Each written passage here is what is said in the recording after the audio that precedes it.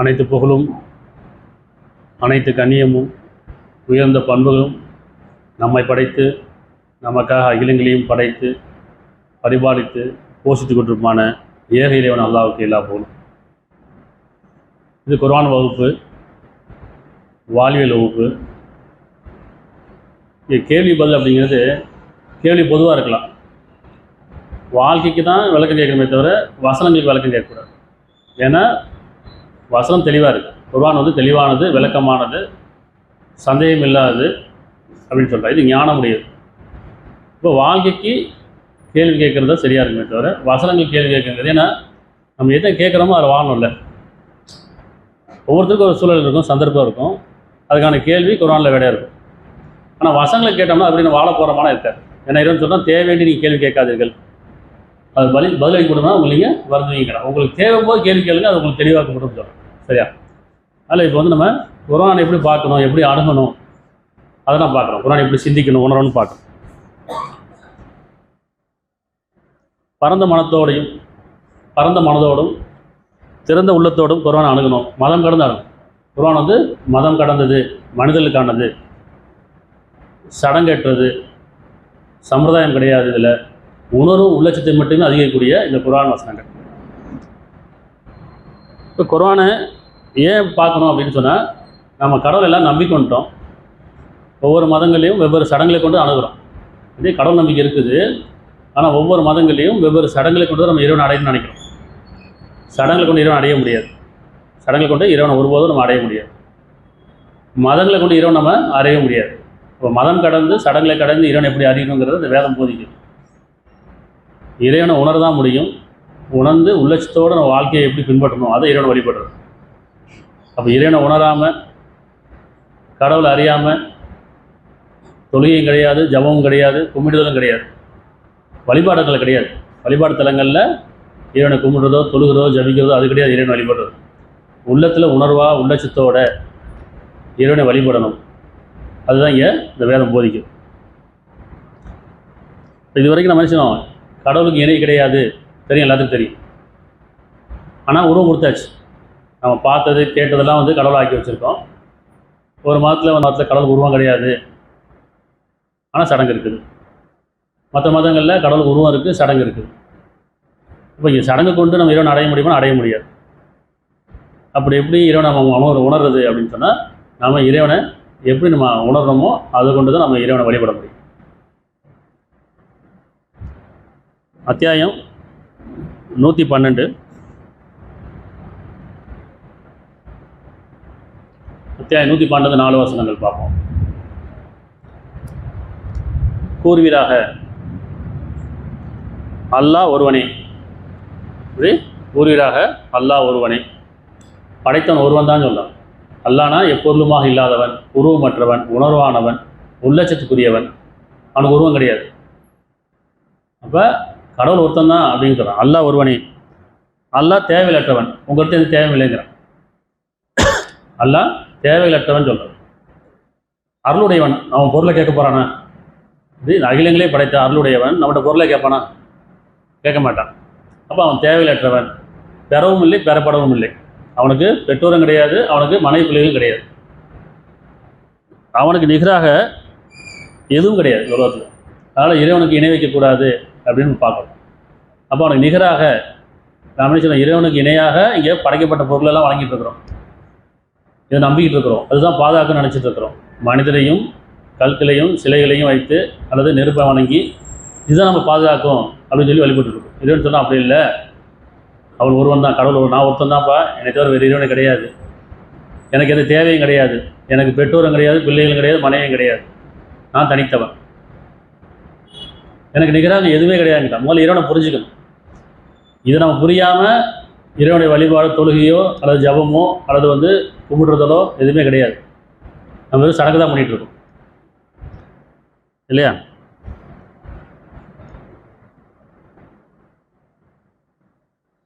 இப்போ இறைவன் ஒருவன் தான், அவனுக்கு இணை கிடையாதுங்கிறது. இறைவன் படைத்தவன், படைப்பவன், படைத்து கொண்டிருப்பவன், படைக்கப்பட்டவன் கிடையாது இல்லையா?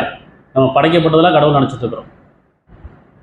எப்படி இறைவனுக்கு இணை கிடையாதோ அதே மாதிரி படைக்கப்பட்ட எந்த ஒரு பொருளுக்கு இணை கிடையாது. நல்லா புரிஞ்சுக்கணும்.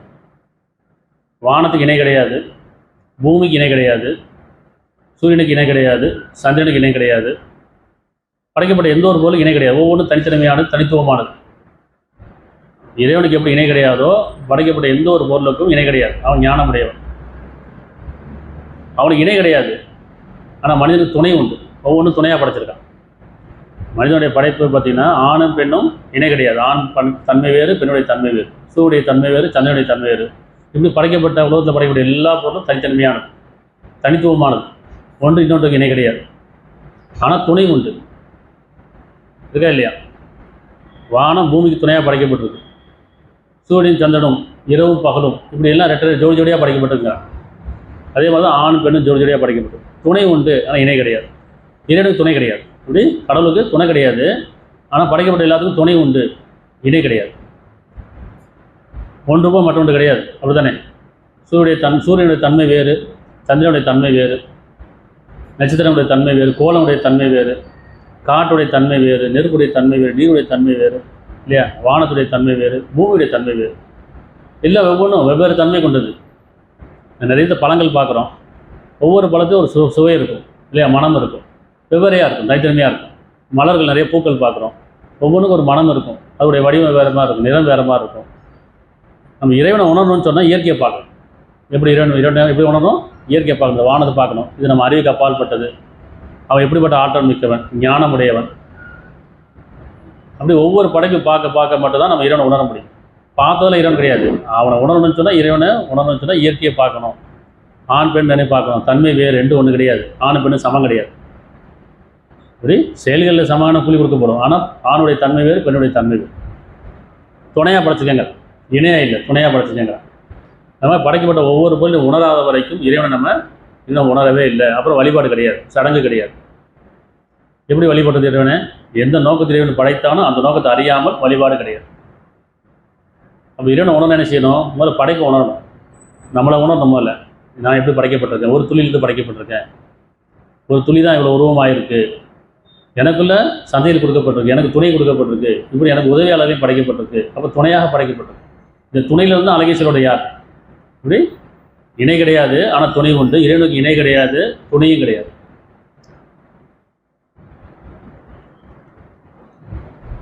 அத்தியாயம் 6ல் 100லேருந்து 104 வரைக்கும்.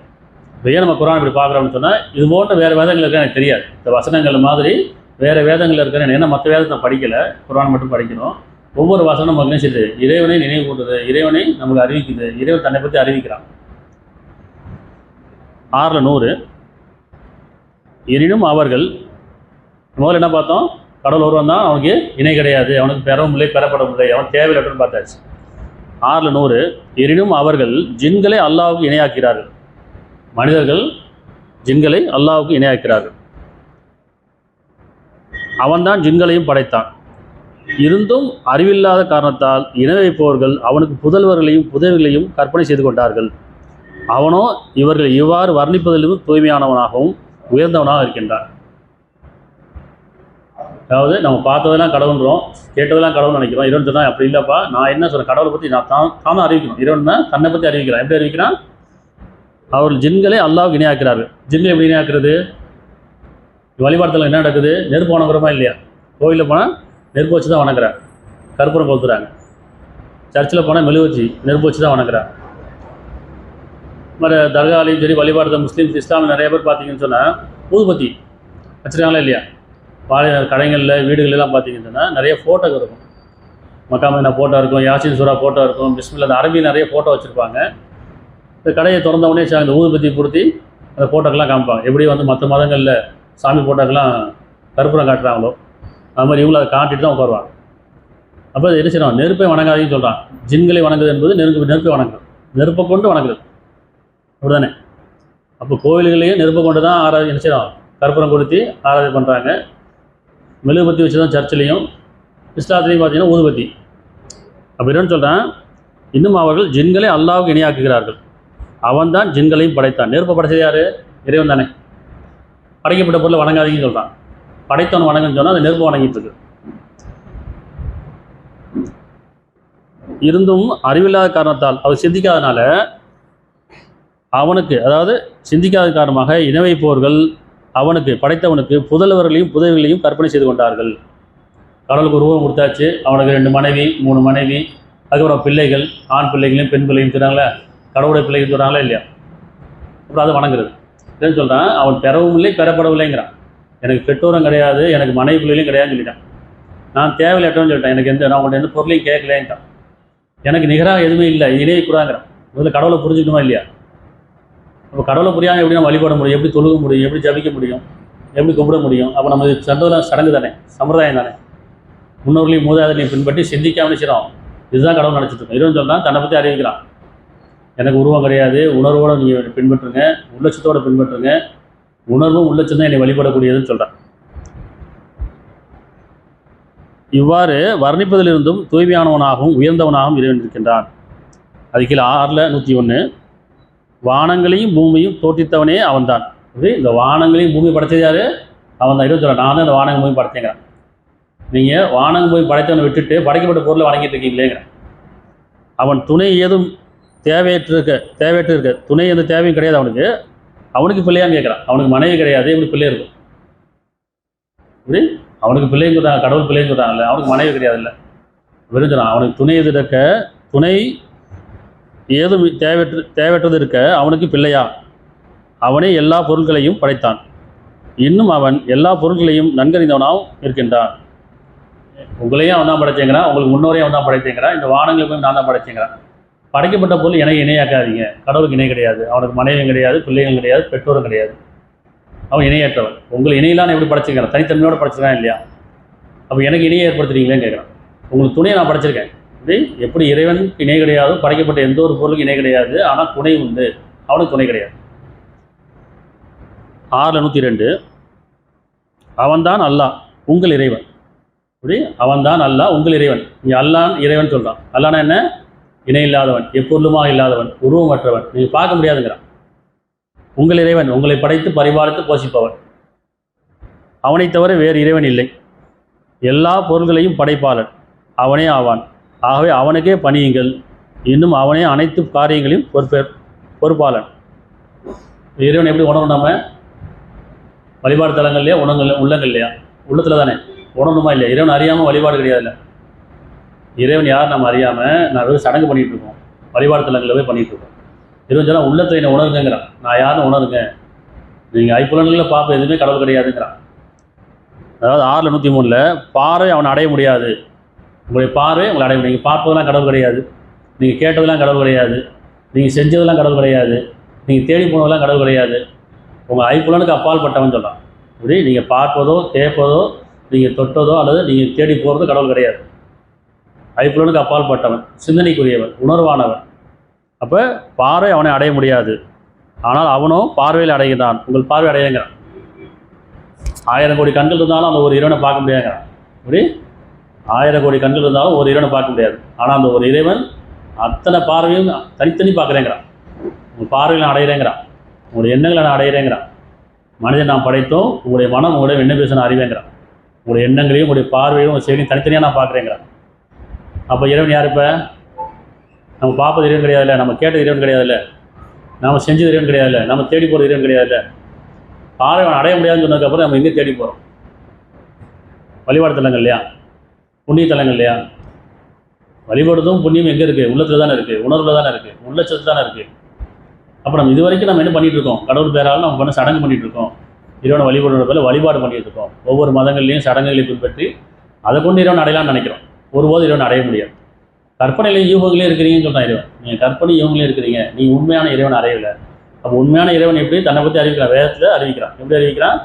என்னை நீங்கள் ஒரு காலம் பார்க்க முடியாது, நான் உங்களை பார்த்துட்ருக்கேன் சொன்னால் நீங்கள் என்ன பார்க்க முடியாது, உங்கள் பார்வை என்ன அடையாது.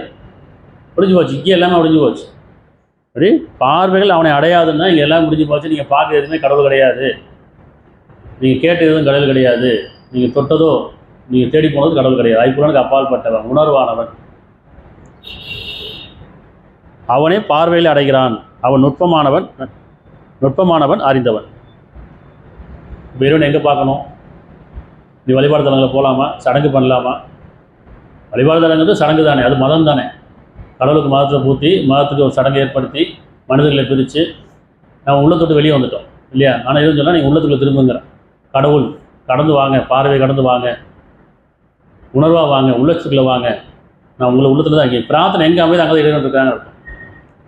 எங்கே நம்முடைய பிரார்த்தனை அமையுதோ அங்கே தான் இறைவன் இருக்கிறான். பிரார்த்தனை எங்கே அமையுது? வழிபாடுதலுக்கு போகிறோம்ல, கோவிலுக்கு போனாலும் மசூதிக்கு போனாலும் சர்ச்சுக்கு போனால் கண்ணை மூடி தான் பிரார்த்தனை பண்ணுறோம். அப்போ பிரார்த்தனை கண்ணை மூடி பிரார்த்தனை பண்ணும்போது என்னுடைய பிரார்த்தனை எங்கே அமையுது? என் உள்ளத்தில் தான் உணர்வாக இருக்குது. இறைவன் சொல்ல நான் அங்கே தான்ப்பா இருக்கேங்கிறேன். என்னை தேடி போயிட்டே இல்லை, ஆனால் கண்ணை மூடி தானே பிரார்த்தனை பண்ணுறோம். அப்போ நம்ம இது வரைக்கும் தேடி போனதெல்லாம் சடங்கு தானே, அங்கே இறைவன் இல்லை தானே. அது உணரணுமா இல்லையா? 31:10 அத்தியாயம் 31:10 அவன் வானங்களை தூணின்றியே படைத்தான். இறைவன் தன்னுடைய ஞானத்தை தன்னுடைய ஆற்றலையும் அறிவிக்கிறான். நீங்கள் படைச்சது, நீங்கள் வணங்குறது ஏதாச்சும் அந்த மாதிரி படைச்சிருக்கா? நாம் எதெல்லாம் கடவுள் நினச்சிட்டு இருக்கோமோ அது என்னைக்கா எதாவது படைச்சிருக்கா இறைவன் கேட்குறான். நான் எதை படைத்தேன்? அவன் வானங்களை தூணின்றியே படைத்தான், அதை நீங்களும் பார்க்குறீர்கள். நீங்கள் பார்க்க தானே செய்கிறீங்க. உங்களை படைத்தவன் இந்த வானங்கள் பூமி படைத்தானா, அல்ல நீங்கள் படைச்சது இந்த வானங்கள் பூமி படைச்சா? நாம் படைச்சதெல்லாம் அது பேசாது, பார்க்காது, கேட்காது, நடக்காது இல்லையா? அப்போ நம்ம படைச்சா அப்படி தானே இருக்குது. நம்மளை படைத்தான் இறைவன். நம்ம கேட்குறோம், பார்க்குறோம், பேசுகிறோம், உணர்கிறோம் இல்லையா? உணவு சாப்பிட்றோம், உறவோடு இருக்கிறோம். அப்போ இதெல்லாம் நமக்கு உயிர் இருக்குது, ஆற்றல் இருக்குது, ஞானம் கொடுக்கப்பட்டிருக்கு, நன்மைக்கு பிரித்தறிக்கப்படுது. அப்போ இறைவன் நம்மளை படைச்சிருக்கான். நம்முடைய ஆற்றல் எப்படி இருக்குது? நாம் படைச்சது எப்படி இருக்குது? நின்ற இடத்துலேயே இருக்கும், உட்கார்ந்த இடத்துலேயே இருக்கும், எங்கே வச்சோமோ அங்கே தான் இருக்கும் இல்லையா? அதுக்கு மழை வெயிலாம் தெரியாது, கூப்பிட்டாலும் கேட்காது, பேசிட்டாலும் இது பதில் சொல்லாது, இப்படிதானே? அப்போ இறைவன் சொல்கிறேன், என்ன நீங்கள் உணர்வுன்னு சொன்னால் உள்ளத்துக்குள்ளே வாங்க, உணர்வாக வாங்க, என்னை உணருங்க. அவன்தான் வானங்களை தூணின்றி படைத்தான். பார்க்குறோம்ல, அதை நீங்கள் பார்க்குறீங்கன்னு சொல்கிறான். நம்மளால் முடியுமா? எவ்வளோ பெரிய வானம் இது, அது எங்கே, அதோட எல்லை நமக்கு தெரியாது, அது தூணின்றி படைச்சிருக்காங்கிறான். விதானமாக இருக்குங்க, அந்த இடத்துல இருக்குது. கொஞ்சம் பயப்பட வேண்டாமா? நம்ம உட்காந்துருக்கோம், ஏதாவது ஒரு தூண் ஆடிச்சுன்னா பயமா இல்லையா? ஒரு வீட்லேயோ ஒரு ஷெட்லேயோ ஒரு மண்டபத்துலேயோ உட்காந்துருக்கோம், 4 தூணில் ஒரு தூண் ஆனாலும் பயம் வரும், விழுந்துருமோன்னு பயம். இவ்வளோ பெரிய வானம் நமக்கு மேலே இருக்குது, ஒரு தூண் இல்லாமல் இருக்குது, எப்போ விழுவோமோ நமக்கு தெரியுமா? பயப்படுறோம் நம்ம. இறைவன் அதை பயத்தை ஏற்படுத்தலையே. ஏன்னா அது இறைவன்கிட்ட இருக்குது, அவன் பார்த்துப்பான், அப்படிதானே? நம்ம அறிவு திணிச்சுன்னா செய்வோம், எங்கே போய் ஒளிகிறது? வீடு விழுந்தால் வெளியே போயிடலாம், வானமே தானே செய்ய முடியும். சிந்திக்கணுமா இல்லையா? அப்போ நீங்கள் பார்க்கிறீர்கள், உங்களுடன் பூமி அசையாது இருப்பதற்காக அவன் அதன் மீது மலைகளை உறுதியாக நிலைநிறுத்தினான். பூமி அசையாது இருப்பதற்காக மலையை, அங்கங்கே மலையை படைச்சிருக்கோமா இல்லையா? மலை எவ்வளோ உறுதியானது. ஆனால் நீங்கள் மலையை என்ன சொல்கிறான் இறைவன், அது உறுதியாக இருக்குன்னு பார்க்குறீங்களா? இறைவன் நாடும்போது அது மேகங்கள் போல் பறந்து விடுங்கிறான், கொட்டப்பட்டு பஞ்சம் போல் ஆகி விடுங்கிறான். அது அவனுடைய ஆற்றல்னால அது இருக்குது, சரியா? அப்போ உங்களுடன் பூமி அசையாது இருப்பதற்காக அவன் அதன் மீது மலைகளை உறுதியாக நிலைநிறுத்தினான். மேலும் அதன் மீது எல்லா விதமான, பூமியின் மீது எல்லா விதமான பிராணிகளையும் அவன் பரவிட்டிருக்கின்றான். இன்னும் நாமே வானத்திலிருந்து மலையை பொழிய செய்து அது சங்கையான வகையான ஜோடியாக முளைப்பிக்கின்றோம். எல்லாமே ஜோடியாக படைச்சுங்கிறான். மனிதனையும் சரி, மனிதர்களாக படைச்ச எல்லாமே ஜோடியாக படைக்கப்பட்டு துணை கொடுக்கப்பட்டிருக்கு. இணை கிடையாது, ஒவ்வொன்றும் தனித்தனிமையானது, தனித்துவமானது. ஆனால் அவனுக்கு துணை இருக்குது இல்லையா? 51:22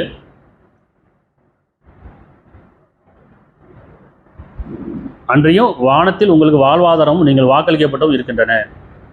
வானத்தில் உங்களுக்கு வாழ்வாதாரமும் உங்களுக்கு வாக்களிக்கப்பட்டவும் நீங்கள் வாக்களிக்கப்பட்டவும் இருக்கின்றன. பூமியில் இல்லை, வானம் பொழிஞ்சால் தான் பூமி விளையும் இல்லையா? அப்போ வானத்தான் வாழ்வாதாரம் இருக்குங்கிறான். வானம் பூமியும் இணைஞ்சிருக்குதுங்கிறான். ஆனால் நம்ம பார்வைக்கு என்ன இருக்குது? வானம் எங்கேயோ இருக்குது, பூமி எங்கேயோ இருக்குது. ஆனால் அந்த வானம் தான் உங்களுக்கு வாழ்வாதாரமாக இருக்குது. அதை கொண்டு தான் உங்கள் பூமியில் உங்களுக்கு தேவைகளை படைக்கிறேங்கிறான். அப்போ அன்றைய வானத்தில் உங்கள் வாழ்வாதாரமும் உங்களுக்கு வாக்களிக்கப்பட்டு இருக்கின்றன. அவர்கள் பூமியை பார்க்கவில்லையா? அதில் மதிப்புமிக்க எத்தனையோ வகைகள், யாவற்றையும் ஜோடி ஜோடியாக நாம் முளைப்பிக்கின்றோம். 26 7. பூமியை பாருங்கிறான், எல்லாம் ஜோடி ஜோடியாக பார்க்குறோமா இல்லையா? ஜோடி என்ன? இணை கிடையாது, துணை தான். இணை எங்கேயுமே கிடையாது, எந்த ஒரு படமும் இணைவே கிடையாது. ஒவ்வொன்றுக்கும் ஒரு தன்மை உண்டு, அதுக்கு தனித்துவம் உண்டு. ஆனால் அதை கொண்டு உதவி செய்து கொள்வதற்காக துணை. துணைனா என்ன? உதவி செய்து கொள்வதற்காக, நீங்கள் அதை கொண்டு வாழ்வதற்காக, நல்ல செயல் செய்வதற்காக. 35 41. ஒவ்வொரு வசனம் படிக்கும் போதெல்லாம் சிந்தனையோடு படிக்கணும், உணர்வோடு படிக்கணும், இறைவனை உணரணுமேன்றதுக்காக படிக்கணும். சரியா? வெறும் வசனங்களை ஒரு மந்திரமாக ஓதிட்டு போயிடக்கூடாது. ஆனால் இந்த மாதிரி வசனங்கள் வேறு எந்த வேதத்தில் இருக்கா அதே நீங்கள் சொல்லுங்கள். 35 41. நிச்சயமாக வானங்களும் பூமியும் அவை இரண்டும் விலகிடாதவாறு நிச்சயமாக அல்லாவே தடுத்து கொண்டிருக்கின்றான். இந்த வசனம் வேறு எந்த வேதத்தில் இருக்கான்னு சொல்லுங்கள். எப்படி? நிச்சயமாக வானங்களும் பூமியும் அவை இரண்டும் விலகிடாதவாறு. அப்படின்னா புரியுதா? விலகி நம்ம அறிவுக்கு விலகி இருக்கா இல்லையா? பூமி இருக்குது, வானம் அங்கே இருக்குது, விலகி தானே இருக்குது. ஆனால் இறைவன் சொல்ல இல்லை, ரெண்டும் ஒன்றா தான் இருக்குங்க. இது நம்முடைய அறிவுக்கு, நம்முடைய பார்வைக்கு என்ன சொல்லுது? வானம் பூமி எங்கெங்கேயோ இருக்குது, பூமி இங்கே இருக்குது, வானம் மேலே இருக்குது, ரெண்டு விலகி இருக்குது. ஆனால் இறைவன் சொல்லலாம் ரெண்டும் ஒன்றா தான் இருக்குது, இணைஞ்சு தான் இருக்குங்கிறான், ஒன்றுக்கு ஒன்று துணையாக இருக்குங்கிறான். ஏன்னா வாழ்வாதாரம் எங்கே இருக்குது? வானத்தில் தான் இருக்குது. அப்போ நிச்சயமாக வானங்களும் பூமியும் அவை இரண்டும் விலகிடாதவாறு நிச்சயமாக அல்லாவே தடுத்து கொண்டிருக்கின்றான். அவை இரண்டும் விலகிடுமாயின், அவை இரண்டும் வானங்களும் பூமியும் விலகிடுமாயின் அதற்கு பிறகு வேறு எவரும் அவ்விரண்டையும் தடுத்து நிறுத்த முடியாது. நிச்சயமாக அவன் பொறுமையுடையவன் மிக்க மன்னிப்போம். இது நம்ம அறிவு கெட்டவே எட்டாது. இந்த வசனம் வேறு எந்த வேதத்தில் இருந்தால் சொல்லுங்கள், சொல்ல முடியுமா? இப்படி ஒரு வசனம், இதுதான் வேதம். வேத வாக்கு அப்படிதான், அறிவுக்கு அப்பாற்பட்டது, சிந்தனைக்குரியது. இப்போ வானம் பூமி விலகலை, ரெண்டும் ஒன்றா தான் இருக்குதுன்னு சொல்கிறானே, நம்முடைய பார்வைக்கு ரெண்டு வெவ்வேறையாக இருக்குது. கண்ணு கெட்ட தூரத்து இருக்குது இல்லையா? எங்கேயோ இருக்குது வானம், எங்கேயோ இருக்குது. நம்ம பூமியில் இருக்கோம், வானம் எங்கேயோ இருக்குது. ஆனால் எதுவும் சொன்னால் அது ரெண்டும் இணைஞ்சி தான் இருக்குது, இணைஞ்சி தான் இருக்குங்கிறான். அப்படி நானும் தடுத்து வச்சுட்டேங்கிறான். அது ரெண்டும் விலகிடுச்சுன்னா அவ்வளோ முடிஞ்சு போச்சு. வாழ்வாதாரம் இருக்காது, வாழ்க்கையே இருக்காது. அப்படி தானே? வானம் பூமி விலகிடுச்சுன்னா இந்த உலகம் அழிஞ்சு போயிடும்னு அர்த்தம். அதுக்கு இன்னொரு விஷயம் பார்க்கலாம் இல்லையா? உணர்வாக பார்க்கலாம். இந்த மனமும் உயிரும் இணைஞ்சிருக்குது, இந்த உடலோடு இருக்குது. இந்த மனம் உயிர் ரெண்டு ஒன்று தான். ஏன்னா உயிராற்றல், அதுக்கு மனம் கொடுக்கப்பட்டிருக்கு. உயிர் தான் மனிதன், அதுக்கு மனம் கொடுக்கப்பட்டிருக்கு. அந்த உயிரும் மனமும் இணைஞ்சிருக்குது, அதுக்கு தான் இந்த உடலில் ஆற்றலை இயக்கிட்டு இருக்கு. உயிர் போயிடுச்சு சொல்லுவாங்க இல்லையா? மனமும் சேர்ந்து தான் போயிடும். அப்படி தானே? உயிர் இருக்கிற வரைக்கும் தான் மனிதன் வாழ முடியும். உயிர் பிரிஞ்சிருச்சுன்னு அர்த்தம், மனமும் சேர்ந்து பிரிஞ்சிருச்சு. உயிரும் மனமும் பிரிஞ்சதுக்கப்புறம் இந்த உடல் மண்ணாட போயிடும். அப்போ ரெண்டும் இணைஞ்சிருக்க மாதிரி அவன் தடுத்துருக்கிறான்.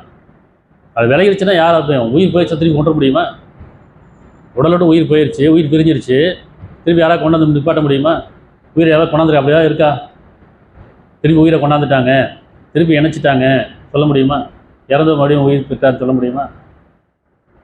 இப்போ இந்த வசனத்துக்கு எப்படிலாம் நம்ம சிந்திக்கலாம் பாருங்கள். நிச்சயமாக வானங்களும் பூமியும் அவை இரண்டும், வானம்னா என்ன? மனசு, உயிர், ஏன்னா பார்க்கல சரியா? பூமி நம்ம பார்க்குறோம். வானங்களும் பூமி இரண்டும் விலகிடாதவாறு நிச்சயமாக அவனே அல்லாவே தடுத்து கொண்டிருக்கின்றான்.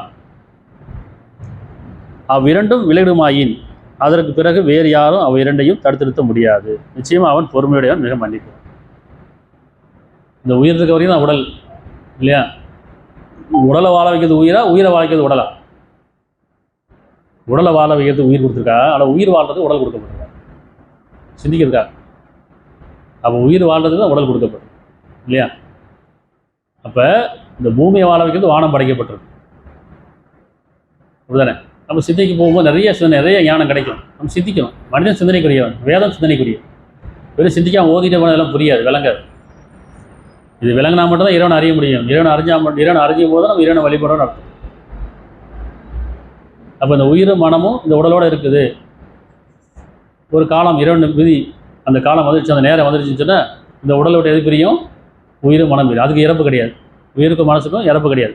உடலுக்கு அழிவு உண்டு. அப்படி தானே? இப்போ நம்ம உடல் கொண்டு வாழ்கிறோம், உயிரை கொண்டு வாழ்கிறோமா? உயிருக்காக உடல் கொடுக்கப்பட்டிருக்கா, உடலுக்காக உயிர் கொடுக்கப்பட்டிருக்கா? சிந்தனைக்குமா இல்லையா?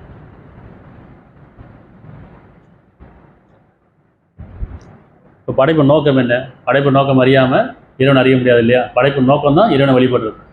அத்தியாயம் 18:7, 18:7-8. அழகிய செயலுடையவர் யார் என்று அவர்களை சோதிப்பதற்காக, உங்களை சோதிப்பதற்காக. இப்படி வேதம் யார் கொடுக்கப்பட்டிருக்கு? தூதர் கொடுக்கப்பட்டிருக்கு, நபி கொடுக்கப்பட்டிருக்கு. நபிக்கு சொல்ல மாதிரி சொன்னால் இப்போ மக்கள்கிட்ட சொல்லுங்கிறான். இப்போ நம்ம படிக்கும்போது எப்படி படிக்கணும்னு சொன்னால் சிந்தனையோடு படிக்கணும். இப்போ இந்த இடத்துல வந்து அழகிய செயலுடையவர் யார் என்று அவர்களை சோதிப்பதற்காக இறைவன் யார்கிட்ட சொல்கிறான்? நபிகிட்ட சொல்கிறான், தூதர்கிட்ட சொல்கிறான். அவர்களை, மனிதர்களே அப்படிங்கிறான். இப்போ நம்ம படிக்கும்போது எப்படி படிக்கணும்? இல்லை அவர் எப்படி சொல்லியிருப்பார்? நபி எப்படி சொல்லியிருப்பாங்க? அவர்களையும் சொல்லியிருக்க மாட்டாங்க. உங்களை சோதிப்பதற்காக அப்படின்னு சொல்லியிருப்பாங்க. எதை இறைவன் அவங்க உணர்ந்தாங்களோ அதை அவங்க எப்படி விளங்கிட்டா அப்படி தான் சொல்லியிருப்பாங்க. நம்ம அப்படி தான் குரானை படிக்கணும், அப்படியே படிக்கக்கூடாது. இறைவன் எப்படி சொல்கிறான்? அவர்களை சோதிப்பது, மனிதர்களை சோதிப்பதற்காகன்னு சொல்கிறான். நபியை வந்து அவர்களை சோதிப்பாங்க. யாரை சோதிப்பதற்காக? அப்போ உங்களை சோதிப்பதற்காக. சரியா? அப்போ அழகிய செயலுடையவர் யார் என்று உங்களை சோதிப்பதற்காக நிச்சயமாக பூமியில் உள்ளவற்றை அதற்கு அலங்காரமாக நாம் ஆக்கினோம். இறைவன் அலங்காரமாக ஆக்கியிருக்காங்க. எல்லாம் மண்ணு தான். இப்படி மண் அலங்காரமாக்கப்பட்டிருக்கு. ஒரு நாள் மண்ணோட மண்ணாக ஆகிடுங்கிறான். அழகாக்கப்படல, அலங்காரமாக்கப்பட்டிருக்கு. இந்த மலை எல்லாம் மண்ணு தான் படைக்கப்பட்டு, மனிதன் மண்ணில் படைக்கப்பட்டிருக்கான். அந்த மனிதனுக்கு மண்ணிலேருந்து அலங்காரங்கப்பட்டிருக்கு. இன்னும் நிச்சயமாக நாம் அதன் மீது உள்ளவற்றை பூமியில் உள்ளவற்றை புற்புண்டிலா பாடமாக்கி விடுவோம். ஒரு நாள் இது எல்லாமே மண்ணோட மண்ண ஆகிடுங்கிறான், சமவெளியாக ஆகிடுங்கிறான். அப்படிதானே? மனிதன் படைச்சாச்சு, அலங்காரமாக இருக்கான், அழகுபடுத்திக்கிறான், அலங்காரப்படுத்திக்கிறான். ஆனால் ஒரு நாள் செய்யறான், மண்ணோட மண்ணோட போயிடானா இல்லையா? அதுதான் இறைவன் சொல்கிறான். அப்போ படைப்பு நோக்கம் என்ன? உங்களின் செயலில் அழகானவர் யாருன்னு சொல்லுது. அதான் தொழுகை, அதான் இறைவனை கும்பிடுறது, வழிபடுறது, அதான் ஜபிக்கிறது. உங்களில் அப்படின்னு அர்த்தம், உங்களை படைச்சிருக்கு, உங்களுக்கு துணை படைச்சிருக்கு, உங்களுக்காக செயலில் அழகானவர் சோதனைக்காக படைச்சிருக்கிறான். அப்போ காலம் கொடுக்கப்பட்டிருக்கு, நேரம் விதிக்கப்பட்டிருக்கு. காலம் கொடுக்கப்பட்ட காலங்களில் உங்களுடைய செயல் அழகானது யாருன்னு சொல்லியிருக்காங்க. நேரம் விதிக்கப்பட்டாச்சு. அப்போ நேரம் விதிக்கப்பட்டுச்சுன்னா உங்களுக்கு முந்த பித்தம் மரணம். அப்படியா? நேரங்கிறது மரணம், காலங்கிறது வாழ்க்கை. அந்த நேரம் வரதுக்கு மாதிரி உங்கள் வாழ்க்கை நல்லபடியாக வாழுங்க. 67:2. உங்களில் எவர் செயல்களால் மிகவும் அழகானவர் என்பதை சோதிப்பதற்காக அவன் மரணத்தையும் வாழ்வையும் விதித்தான். உங்களில் செயல்களால் மிகவும் அழகானவர், அதாவது புண்ணிய செயல், புண்ணிய கர்மா, பாவகர்மா இருக்கு இல்லையா? செயல் அழகான செயல் எது? புண்ணியம். யார் புண்ணியத்தை சம்பாதிக்கணும்னு சோதிப்பதற்காக அவன் மரணத்தையும் வாழ்வையும் படைத்தான். நேரத்தை விதிச்சுட்டு வாழ்க்கையை கொடுத்துட்டேங்கிற. நேரம் ஏற்கனவே விதிக்கப்பட்டாச்சு, மரணம் விதிக்கப்பட்டாச்சு, இனிமேலாம் விதிக்கிறது இல்லை. வாழ்க்கை கொடுக்கப்பட்டிருக்கு, அது காலம் கடந்துக்கிட்டே இருக்கு. அதுதானே? அவன் மிகைத்தவன், மன்னிப்பவன். அப்போ அந்த காலத்து மீது சத்தியமாக இறைவன் சொல்கிறான், காலத்து மீது சத்தியமாக நிச்சயம் மருந்து நஷ்டத்தில் இருக்கிறாங்க. உங்களுக்கு காலம் கொடுக்கப்பட்டிருக்கு, நெருங்கிக்கிட்டே இருக்குங்கிறான். காலம் நெருங்கிட்டே இருக்குது, நேரத்தை நெருங்கிட்டே இருக்குது. காலத்தை விரைவு பண்ணுறீங்க, நேரம் நெருங்கிட்டே இருக்குது. காலத்தின் மீது சத்தியமாக நிச்சயமாக மருந்து நஷ்டத்தில் இருக்கான்னு சொல்கிறான். இந்த காரணம் இறைவனை உணரலை, படைப்பின் நோக்கம் உணரலை, வெறும் சடங்கு பண்ணிட்டு இறைவனை உணர்றேன்னு நினச்சிட்டு இறைவனை நான் வழிபாடுறேன்னு ஒவ்வொரு மாதத்துலையும் ஒவ்வொரு சடங்கு பண்ணிக்கிட்டு இறைவனை அடையலான்னு பார்க்கணும். உண்மையான இறைவனை நம்ம அறியணுமா இல்லையா? யார் உண்மையான இறைவனை அறிகிறாங்களோ அவன் மதத்தை கடத்துருவான், சடங்கை கலைஞ்சிருவான். மதத்துக்கு அப்பால் படுறத இறைவன், சடங்கு தேவையற்றோம் நாம். அப்போ உண்மையான இறைவன் நம்ம அறியாத வரைக்கும் நாம் செய்வது எல்லாமே சடங்கு தான் இல்லையா? அத்தியாயம் 103 1, 2, 3, 4. சரி, 1, 2, 3, 103. காலத்தின் மீது சத்தியமாக உங்களுக்கு காலம் கொடுக்கப்பட்டிருக்கு, அது சத்தியம் செய்கிறவன். ஒரு நாள் உங்களுக்கு நேரம் வரும், கொடுக்கப்பட்ட நேரம் வந்துடும், அதுமாதிரி சத்தியம் செய்கிறான். நிச்சயமாக மனிதன் நஷ்டத்தில் இருக்கின்றான், சிந்திக்கலை, உணரலை, படைப்பு நோக்கம் அறியலை, படைத்தவன் அறியலை, இந்த உலக வாழ்க்கை மூழ்கி போயிட்டுருக்கிறோம். அப்படி தானே? இப்போ இந்த காலம் அறியணுமா இல்லையா? வயசு ஏறிக்கிட்டே போய் தெரியுதானே? பர்த்டே கொண்டாடுறோம், நிறைய கொண்டாட்டங்கள் செய்கிறோம். ஒவ்வொரு கொண்டாட்டம் வரும்போது என்ன செய்யணும்? நம்ம காலம் விரயம் பண்ணிக்கிட்டே இருக்கிறோம். நேரம் நெருங்கிட்டே இருக்கும், பயம் வரணுமா இல்லையா? ஒவ்வொரு வருஷம் கடக்கும் போதெல்லாம் நம்ம நேரம் நெருங்குது அப்படின்னு அர்த்தம். மரணம் நெருங்குது. மரணம் நெருங்கும் என்ன செய்யணும்? நான் உறவில் விட்டு, இந்த உடைமைகளை விட்டு போக போகிறேனே வரணுமா இல்லையா? இல்லை நாம் மற்றவங்க யாரெல்லாம் கொண்டாடுறோம் நினைக்கிறோமா இல்லையா? அவங்க நேரம் நெருங்கிட்டு இருக்கு, நம்மளை விட்டு அவங்க போக போகிறாங்க நினைக்கிறோமா இல்லையா? ஆனால் இதை உணராமல் சண்டை போட்டுட்ருக்கோம். கரண் மடிக்கடையில், பெட்ரோல் பிள்ளைகளில் ஒரே சண்டை சத்து, மனக்கசப்பு, குற்றங்குறைகளை பார்த்துட்டு பெருமை போகாமல் கொண்டுக்கிட்டு எவ்வளோ குணக்கேடில் வாழ்ந்துட்டு. உன் முகத்தை நீ பார்க்க மாட்டேன், உன் முகத்தை நான் பார்க்க மாட்டேன், சொல்கிறோமா இல்லையா? செத்தாலே என் முகத்தை பார்க்க சொல்கிறோமா இல்லையா? செத்தாலும் அவன் முகத்தை பார்க்க மாட்டேன். இதான் தேவையா? எப்போ தெரியாது, கால நேரம் எப்போ தெரியாது இல்லையா, காலம் எப்போ முடியும் நேரம் வரும்னு தெரியாது. குடும்பத்துக்குள்ளேயே கணவன் மனைவிக்கிடையிலேயே சண்டை போட்டுட்டோம்னா 1 நாள் 2 நாள் 3 நாள் மோத சுற்றுமா இல்லையா, திரும்பி பார்க்குறதே இல்லை. அதே மாதிரி ரொம்ப பகைமை, காலங்காலமாக பகைமையாக இருக்கிறோம் உறவுகளிடையே, பங்காளி சண்டைன்னு சொல்லிட்டு, உறவு சண்டைன்னு சொல்லிட்டு. சிந்திங்கன்னு சொல்கிறான், உறவு சிந்திங்க. உங்களுக்கு எப்படி நேரம் வருமோ அவங்களுக்கு அப்படி தான் நேரம் வரும். நீ யாரை பார்க்க முடியாது பார்க்க மாட்டேன்னு சொல்லிங்களா, அவன் பார்க்க முடியாமல் போயிருமே. யார்கிட்ட பேச முடியாமல் போயிருமே. அந்த சனம் தெரியுமில்ல. காலை நைட்டு படுக்கிறோம், காலை எந்திரிக்கும் நமக்கு தெரியுமா, தெரியாதுல்ல. நான் நைட்டு படுக்கிறேன் சண்டை போட்டு நான் பேச மாட்டேன், நாளைக்கு எந்திரிக்க வேலை பேச முடியாமல் போச்சே. சிந்திக்கிறமா இல்லையா? அப்போ அந்த இரவு வரும்போது சிந்திக்கணும். அட இரவு வந்துருச்சு, இரவு சொல்கிறான், இரவில் நித்திரையில் உயிரை கைப்பற்றிக்கிறேன், யாரோட தவணை முடிவு நிறுத்திக்கிறேன், யாரோட தவணை முடிவு திருப்பி அனுப்புகிறேங்கிறானே. அப்போ பயம் வேணாமா? இந்த இரவு இறுதி இரவு ஆயிடுச்சுன்னு சொன்னால் எனக்கோ இல்லை அவங்களுக்கோ எந்த உறவுக்கோ இல்லையா, சண்டை போடுறவங்க நினைக்கணும், இந்த இரவு என்னுடையதோ அது அவங்களுடையதோ ஆயிடுச்சுன்னு என்ன செய்ய முடியும்? காலத்திலுமே சத்தியமாக நீங்கள் காலத்தை உணர்றதே இல்லைங்கிறான், சிந்திக்கிறதே இல்லைங்கிறான். காலத்திலுமே சத்தியமாக நிச்சயம் மனிதன் நஷ்டத்தில் இருக்கின்றான். ஆயினும் எவர் நம்பிக்கொண்டு நல்ல செயல் செய்கிறார்களோ, என்ன சொல்ற, ஆயினும் எவர் நம்பிக்கொண்டு, இறை மீது நம்பிக்கொண்டு, காலத்தை மீது நம்பிக்கொண்டு, செயல்கள் மீது நம்பிக்கொண்டு நல்ல செயல் செய்கிறார்களோ, சத்தியத்தை கொண்டு ஒருவருக்கு ஒரு உபதேசம் செய்து கொள்கிறார். உங்கள் சத்தியத்தை கொண்டு உங்களையும் செயல் அழகான சொல்வதுக்காக படைச்சிருக்கான். அவர் சத்தியத்தை கொண்டு உண்மையை கொண்டு ஒருவருக்கு ஒருவர் உபதேசம் செய்தும் மேலும் பொறுமை கொண்டும் ஒருவருக்கு ஒரு உபதேசம் செய்து கொள்கிறார்களோ அவர்களை தவிர நஷ்டவாளின்னு சொல்லலாம். இங்கே பொறுமை அவசியமாக இருக்குது, உணர்வு அவசியமாக இருக்குது, விட்டு கொடுத்தல் அவசியமாக இருக்குது, பொறுத்து கொள்வது அவசியமாக இருக்குது. அப்போ நல்ல செயல் அர்த்தம் கொடுக்கப்பட்ட உறவுகளோட, கொடுக்கப்பட்ட குடும்பங்களோட நம்ம எப்படி வாழ்கிறோம். இல்லைன்னா நீங்கள் நஷ்டவாளின்னு சொல்கிறோம்.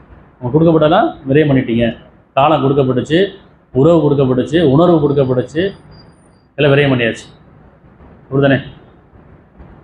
ஆயினும் எவர்கள் நம்பிக்கை கொண்டு நல்ல செயல் செய்து சத்தியத்தை கொண்டும் ஒருவருக்கு ஒருவர் உபதேசம் செய்து பொறுமை கொண்டும் ஒருவருக்கு ஒரு உபதேசம் செய்கிறார்களோ அவர்களை தவிர காலத்துமே சத்தியமாக மனித நஷ்டத்தில் இருக்கின்றான். இவன் அறிவிக்கிறான், எச்சரிக்கை செய்கிறான், உபதேசம் பண்ணுறான். இந்த வேதத்தை கொண்டு நீங்கள் காலத்தின் மீது உங்களுக்கு காலத்துக்கு கொடுக்கப்பட்டிருக்கு, அது நஷ்டத்தில் இருக்கிறீங்க, நீங்கள் இன்னும் புண்ணியத்தை அடிக்கவே இல்லை, சடங்குலேயே இருக்கிறீங்க, கற்பனையிலே இருக்கிறீங்க, இன்னும் பாவத்தை சம்பாரிச்சுட்டே இருக்கீங்க, புண்ணியத்தை சம்பாதிக்கவே இல்லைங்கிறான். புண்ணியத்தை சம்பாதிக்கவே, நான் மன்னிச்சு தான் வாழ வச்சுட்ருக்கேன், இன்னும் மன்னிக்க வேண்டி நான் வாழ வச்சுட்ருக்கேன், இந்த காலம் வரது மாதிரி திரும்புங்கிறான். 30:21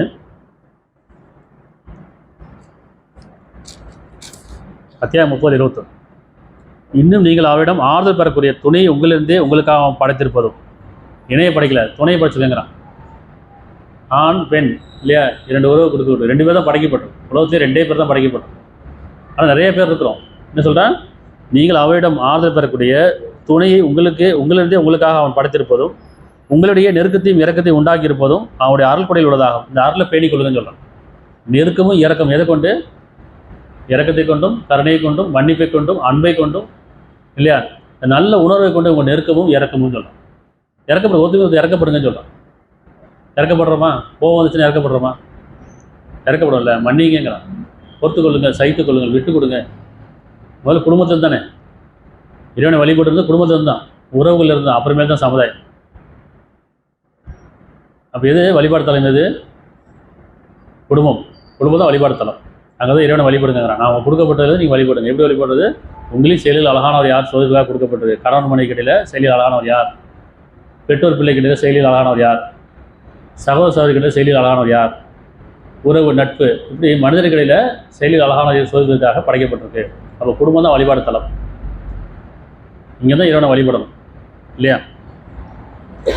இன்னும் நீங்கள் அவரிடம் ஆறுதல் பெறக்கூடிய துணையை உங்களிருந்தே உங்களுக்காக அவன் படைத்திருப்பதும் உங்களுக்கிடையே நெருக்கத்தையும் இறக்கத்தையும் உண்டாக்கியிருப்பதும் அவனுடைய அருள்கொடையில் உள்ளதாகும். சிந்தித்து உணரக்கூடிய சமூகத்தாருக்கு நிச்சயமாக இதில் அத்தாட்சி இருக்கின்றன. சிந்திங்கிறான். வீணு விளையாட்டுக்கு படைக்கிறேங்கிறான். இந்த உலக வாழ்க்கை வீணு விளையாட்டு மட்டும் வேறு இல்லைங்கிறான். இந்த உலக வாழ்க்கை வீணு விளையாட்டு மட்டும் வேறு இல்லை. உங்களுக்கு நான் வீணு விளையாட்டுக்கு படைக்கல, படைப்பு நோக்கம் அவனுடையது, அப்படிதானே? இறைவன் நம்மளை கேட்டு படைக்கல, நாம கேட்டு படைக்கல, படைப்பு நோக்கம் அவனுடையது. அப்போ எந்த நோக்கத்தை நாம் படைத்தானோ அதை பின்பற்றுவது இறைவனை வழிபடுவது, அப்படிதானே? அப்போ ஒவ்வொருத்தையும் தனித்தன்மையோடு படைச்சிருக்கான், துணையை படைச்சிருக்கான். அந்த துணையில் உங்களையும் செயலில் அழகானவர் யார்? இருக்கிறோமா? குடும்பத்தை அப்படி இருக்கிறோமா?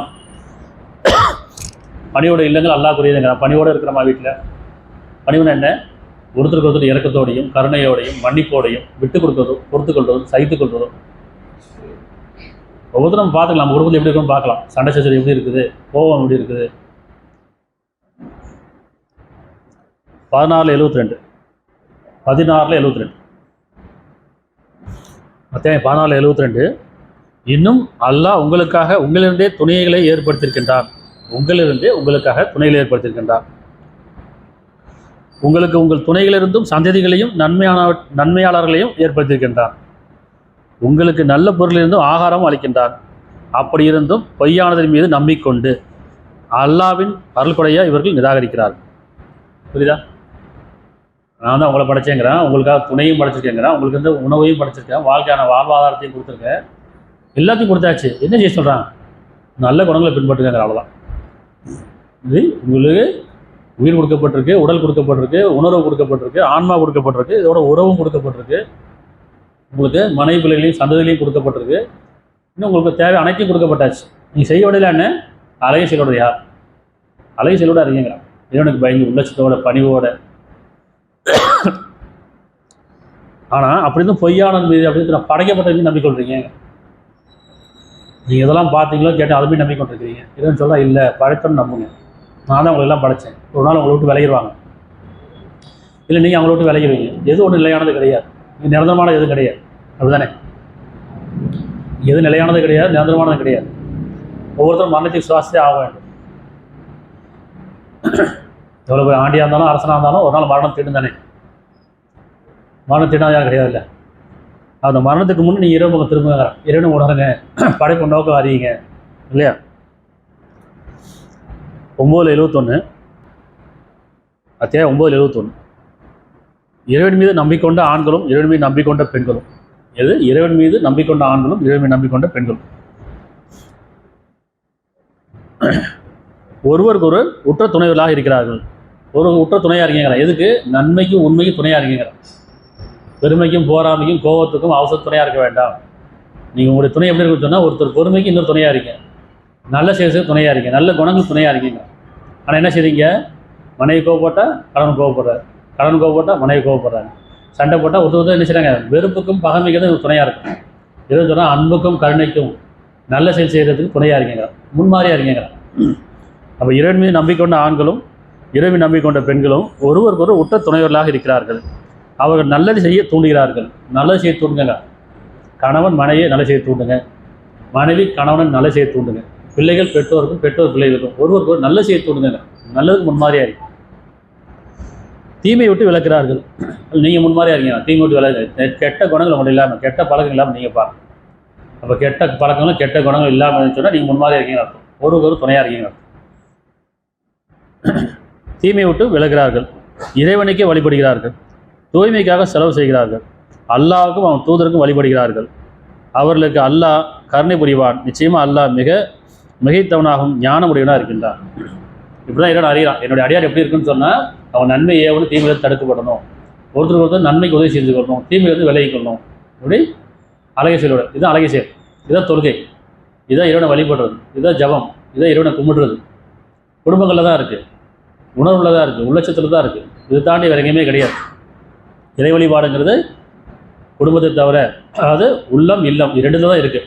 உள்ளத்தை விட்டுட்டாலும் சரி, இல்லத்தை விட்டாலும் சரி, வேறு வழிபாடு வேறு எங்கேயுமே கிடையாது. அது எல்லாமே சடங்கு, கற்பனை, யூகம். 9:72 இறைவன் மீது நம்பிக்கொண்ட ஆண்களும் இறைவன் மீது நம்பிக்கொண்ட பெண்களுக்கும் அல்லாஹ் சோனபதியை வாக்களிக்கின்றான். யார் இறைவன் மீது நம்பிக்கொண்டு நல்ல செயல் செய்கிறார்களோ, ஒருவருக்கு ஒரு நன்மைக்கு உதவி செய்து கொள்கிறார்களோ, தீமை விட்டு விலகிக் கொள்கிறார்களோ, அவர் அழகை செயலுடையவர். இந்த அழகை செயலுடையவருக்கு இறைவன் மீது நம்பிக்கொண்ட ஆண்களுக்கும் இறைவன் மீது நம்பிக்கொண்ட பெண்களுக்கும் அல்லாஹ் சோனபதியை வாக்களித்துள்ளான். அவற்றில் ஆறுகள் ஓடிக்கொண்டிருக்கும், அவற்றில் அவர்கள் என்றென்றும் இருப்பார்கள். நிலையான சோனபதிகள் அவர்களுக்கு உன்னத மாளிகை உண்டு. அல்லாவின் திருப்தியும் மிகப்பெரியது. இது அல்லாவின் திருப்தி மிகப்பெரியது. இதே மகத்தான வெற்றி ஆகும். இந்த உலக வாழ்க்கையில் வெற்றி வரணுமா இல்லையா? அப்போ யாரை திருப்திப்படுத்தணும்? இறைவனை திருப்திப்படுத்தணும், மனிதரை திருப்திப்படுத்தணும். நம்ம பெரும்பாலும் மனிதரை திருப்திப்படுத்த நினைக்கிறோம். கணவன் மனைவி திருப்திப்படுத்த நினைக்கிறோம், மனைவி கணவனை திருப்தி நினைக்கிறோம், பிள்ளைகள் பெற்றோரையும் ஒரு காலம் திருப்திப்படுத்தவே முடியாது, திருப்தி அடைய முடியாது. மனிதர்களாக நம்ம திருப்திப்படவும் முடியாது, திருப்தி அடைய முடியாது. முடியுமா? நினச்சி பாருங்கள். நீ எவ்வளோதான் மனைவி செஞ்சாலும் சரி திருப்தி அடைய மாட்டாங்க, ஏதோ ஒரு குறை கண்டுகிட்டே இருப்பாங்க. எவ்வளோதான் கணவன் செஞ்சாலும் சரி அவரு குறை கண்டுட்டு தான் இருப்பாங்க. அப்போ மனிதர்களால் திருப்திப்பட முடியாது, திருப்திப்படுத்த முடியாது. அப்போ யாரை திருப்திப்படுத்தணும்? இறைவனை திருப்தி, நியாய உணர்வோட எனக்கு நியாயம் படுது, எனக்கு சரின்னு படுது, அவ்வளோதான். திருப்திப்படுத்த முடியுமா? முடியாதில்லை. அப்போ இறைவனை திருப்திப்படுத்த நிலையில் பார்க்கணும். என்னால் முடியுது, எனக்கு நியாயம் படுது, சரின்னு படுது, நான் செஞ்சுட்டு போகிறேன், அவ்வளோதான். நான் உன்னை திருப்திப்படுத்த முடியாது. வெறும் சொன்னால் இறைவனை திருப்தி யார் அடைகிறார்களோ அவர் தான் வெற்றி பெற்றவர். அப்போ உள்ளட்சம் கொண்டவர் மட்டும் இறைவனை திருப்திப்படுத்த முடியும் இல்லையா? 5:69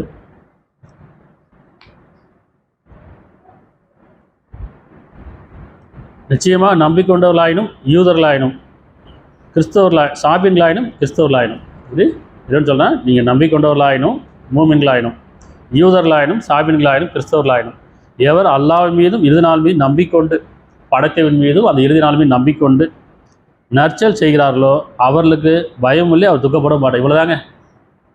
இப்படி இறைவனை வழிபடுறது இவ்வளோதான். இதை சொன்னால் இறைவன் மீது நம்பிக்கொண்டு நல்ல செயல் செய்கிறான். நீங்கள் யூதராவோ கிறிஸ்தராவோ இந்துவாவோ இஸ்லாமியோ எந்த மதமான இருந்துட்டு போங்க, நீங்கள் மனிதனாக வாழுங்கிற, மதம் கடந்து மனிதனாக வாழுங்க, நல்ல செயல் செய்யுங்க, அவர்களுக்கு பயம் இல்லை, அவர் துக்கப்பட மாட்டார்கள். இப்போ வழிபாடு தலைவர் எங்கே இருக்குது? இறைவன் எப்படி வழிபடுறது? உள்ளத்தில். வழிபாடு தலைவர் எது? குடும்பம். குடும்பங்களில் தான் உங்களுக்கு சோதனைகள் இருக்குங்கிற. உங்களையும் செயலில் அழகானவர் யார்? சோதனைக்காக படைக்கப்பட்டிருக்குங்க. அப்போ இங்கே இணை கிடையாது, துணை உண்டு. இறைவனுக்கு இணை கிடையாது, இறைவனுக்கு இணை கிடையாது, அவனுக்கு துணையும் கிடையாது. ஆனால் மனிதனுக்கு இணை கிடையாது, படைக்கப்பட்ட எந்த ஒரு பொருளும் இணை கிடையாது, ஆனால் துணை உண்டு. வானம் பூமிக்கு துணையாக இருக்குது, இரவு பகலுக்கு துணையாக இருக்குது, சூரிய சந்திரனுக்கு துணையாக இருக்குது. இப்படி ஒவ்வொரு படைப்பும் துணையாக இருக்குது. இது எல்லாமே மனிதனுக்காக தான் படைக்கப்பட்டது. எந்த ஒரு படைப்பும் மனிதன் எதுவும் கேட்கல. இப்படி வானம் பொழிவு மட்டும் ஏதாவது கேட்குதா? நம்ம ஏதாவது வானத்துக்கு செய்கிறோமா? காற்றுக்கு நம்ம ஏதாவது காற்றுக்கு செய்கிறோமா? சூரியனுக்கு நம்ம ஏதாவது செய்கிறோமா? சந்திரனுக்கு நம்ம ஏதாவது செய்ய முடியுமா? நாம் எதுவும் செய்ய முடியாது. இப்படி இது நமக்காக எல்லாம் படைக்கப்பட்டது, நமக்கு உதவிக்காக படைக்கப்பட்டது. அதே சொன்னால் உங்களுக்கு நான் உதவியாக படைக்கப்பட்ட போது உங்களையும் நான் மற்றவங்களை உதவி செய்வதற்காக படைக்கப்பட்டது. இப்போ நமக்கு என்ன உதாரணம்? நான் மற்றவங்க செய்வோம் எதை எதிர்பார்க்குறேன், படைப்பு நோக்கம் என்னவோ அந்த மட்டும் செஞ்சுட்டு போயிடும். நம்ம எதிர்பார்ப்பா சங்கடமும் வருத்தம். நான் செஞ்சுட்டேன், அவன் திரும்பி செய்யலை, நான் அன்பு காட்ட அவன் அன்பு காட்டலை, இப்படி நான் அவளை மன்னிச்சுட்டு அவன் என்னை மன்னிக்கலை, நான் அவளை உதவி செய்கிறேன் அவன் எனக்கு உதவி செய்யலை. எதிர்பார்ப்பாத நிலையில் இது நான் இறைவனுக்காக செய்கிறேன், அவ்வளோதான். அது குடும்பங்களில் கணவன் மனையாகட்டும், பிள்ளைகளாகட்டும், பெற்றோராகட்டும், அல்லது மற்ற நண்பர்களாகட்டும், எதை செஞ்சாலும் நான் இறைவனுக்காக செய்கிறேன், ஏன் நன்மைக்கு நான் செஞ்சுக்கிறேன், அவ்வளோதான். அவங்களே எதிர்பார்க்க வேண்டாம். எதிர்பார்க்கும் போது தான் சங்கடம், அதுதான் வருத்தங்கள் அப்படி தானே வருது. இந்த வருத்தமும் சங்கடம் இல்லைன்னு சொன்னால் பட்டுட்ட நிலையில் இருக்கும். நான் செஞ்சுட்டேன், எனக்காக நான் செஞ்சுட்டேன், அவங்க செய்கிறா நான் எதிர்பார்க்கல. எப்படி வானம் பூமி நம்மளுடைய எது எதிர்பார்க்காமல் செய்யுது? வானங்களும் பூமி படைக்கு எந்த ஒரு படைப்பும் நம்மளுடைய எதாவது எதிர்பார்க்குதா? இல்லையே. மரங்கள் நிறைய பழங்கள் தருது, காற்று தருது, இல்லை பூமி நிறைய விளைச்சல் தருது, நம்ம கூட இருக்க கால்நடைகள் நமக்கு நிறைய உணவு தருது, எல்லாமே நம்ம எது ஒன்றுமே நாம் திரும்பி செய்கிறதே இல்லை, நம்ம எதிர்பார்க்கவும் கிடையாது. இது நமக்கு ஒரு படிப்பினை. நாமளும் நம்முடைய உறவுகளோட உணர்வோடு இருக்கும்போது எதிர்பார்ப்பு இல்லாமல் செய்யணும். என்னுடைய பொறுப்பு என்ன, என் கடமை என்ன, கணவனா என்னுடைய கடமை என்ன, மனைவியாக என்னுடைய கடமை என்ன, பிள்ளைகளாக நான் என்னுடைய கடமை என்ன, பெற்றோராக என்னுடைய கடமை என்ன, இந்த கடமை மட்டும் செஞ்சு போவாங்க, பலனை எதிர்பார்க்க வேண்டாம். பலன் இல்லாமல் இறைவன் இருக்கு. ஒவ்வொரு செயலுக்கான கூலி இறைவன் இருக்கா இல்லையா? அதை என்ன சொல்கிறான்? உங்கள் மனைவி மக்கள் உங்கள் சோதனை இருக்குது, பொறுத்துக்கொள்ளுங்கள், சைத்துக்கொள்ளுங்கள், பலப்படுத்திக்கொள்ளுங்கள். சோதனைக்காக படைக்கப்பட்டிருக்கோம். சோதனை களம் இது, சோதனை தளம் இது. இதுதான் வழிபாடு தளம். குடும்பம் தான், உறவுகள் தான், நட்புகள் தான், மனிதர்கள் கிடையாது தான். இதை விட்டு நம்ம எங்கேயும் போய் வழிபாடு பண்ண முடியாது. சடங்கு இல்லை, எல்லாமே சடங்காயிடும், எல்லாம் கற்பனையாயிடும். இறைவன் சொன்னால் நான் உங்களோட தான் இருக்கிறேன், மனிதன் நான் படைத்தேன், அவனுடைய மனம் என்ன பேச அறிவேங்கிறான். நான் உங்களோட இருக்கேன்னு சொல்லும்போது எங்கே நம்ம வெளியே போக முடியும்? அவனை கூப்பிட்டே போக முடியுமா? இறைவன் நம்மோட இருக்கிறான், நான் அவனை கூப்பிட்டே வழிபாடு தலத்துக்கு போயிட்டுருக்கோம், சடங்கு பண்ணிகிட்டு இருக்கிறோம், சமுதாயம் பண்ணிட்டு இருக்கோம். இது எவ்வளோ பெரிய இணை இருக்குது, எவ்வளோ பெரிய பாவம் அது. பிரார்த்தனை பண்ண மட்டும் கண்ண மூடி பிரார்த்தனை பண்ணுறோம், சடங்கு படம் மட்டும் இறைவனை மறந்துடுமா இல்லையா? அதனால் உள்ளமும் இல்லமும் தான் வழிபாடு தலம். வழிபாடு தலம் எது? உள்ளமும் இல்லமும் தான். இந்த உள்ளத்தில் உணர்வோடு இருக்கணும், இல்லத்தில் பணியோடு இருக்கணும், உள்ளச்சத்தோடு இருக்கணும். உள்ளச்சம் நல்ல செயல் மட்டும்தான் இறைவன் வழிபடுறது. திருப்பி அத்தியாயம் 112 1 4 வரைக்கும் அல்லாஹ் ஒருவனே கூறுவீராக உணருங்கிறான். அப்படி அல்லாஹ் ஒருவனே, அல்லாஹ் தேவையற்றவன், அவன் பெறவும் இல்லை பெறப்பறவும் இல்லை. கடவுள் ஒருத்தன் தான், அவனுக்கு இணை கிடையாது, துணை கிடையாது, அவனுக்கு நிகழ் எதுவுமே கிடையாது. அப்போ நம்ம பார்க்கறதெல்லாம் கடவுள் கிடையாது. ஐப்பொருள்கள் நம்ம பார்ப்பதும் கேட்பதோ தேடி போகிறதோ செஞ்சதோ கடவுள் கிடையாது. அவன் உணர்வானவன், அவன் தேவையற்றவன், அவன்கிட்ட எதையும் கேட்கலைங்கிறான், அவனை எதையுமே கேட்கலைங்கிறான். கேட்டுக்கானா? அவனுக்கு பெற்றோரும் கிடையாது, பிள்ளைகளும் கிடையாது, மனையும் கிடையாது, அவனுக்கு நிகராக எதுவும் கிடையாது. அப்போ நம்ம இது உணராத வரைக்கும் நம்ம இறைவன் அவனை அறியலன்னு அர்த்தம். நாம் போய் வழிபாடுதல் அங்கே போய் இதுதான் கடவுள், இதுதான் கடவுள், நான் இதுதான் கடவுளுக்கு இதெல்லாம் பண்ண போகிறேன், இறைவனை நடி செலுத்த போகிறேன், இறைவனை தொழுகிறேன், இறைவனை ஜபிக்கிறேன், இறைவனை கும்பிடுறேன், அவனை பூஜை செய்கிறேன். இது எல்லாமே கற்பனை தான், யூகம் தான். உண்மையான இறைவனை நம்ம அறியும் பொழுது மதம் கடந்துடணும், சடங்கை கலைஞ்சிடணும். அப்போ தான் உண்மையான இறைவனை நம்ம அறிகிறோன்னு அர்த்தம்.